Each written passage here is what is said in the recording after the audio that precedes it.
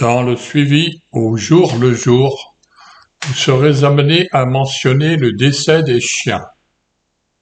Il est très fortement conseillé de conserver dans votre base de données les informations concernant tous les chiens, même ceux qui sont décédés, surtout s'ils entrent dans des relations de généalogie.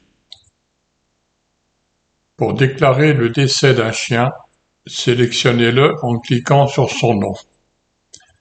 Un double clic sur « Décès le » vous affiche un contrôle calendrier qui vous permet de choisir la date du décès.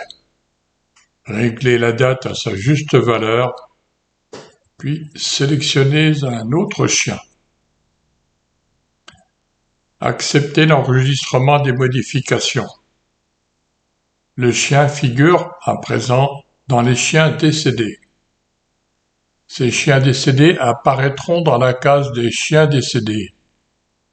Pour les grandes bases de grande importance, pouvant dépasser plusieurs milliers d'enregistrements, il y a également la possibilité d'archiver les chiens décédés.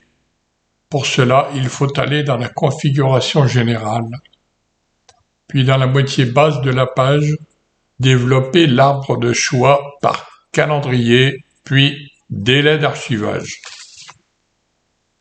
Réglez le curseur entre les valeurs de 1 à 15 ans pour ce délai, ou bien totalement à fond pour aucun archivage.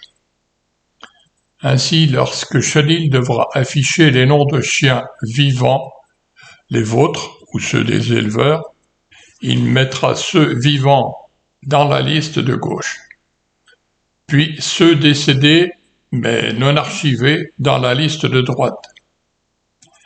Si vous voulez voir ceux qui sont décédés ou bien archivés, cliquez alternativement sur l'entête de cette liste de droite.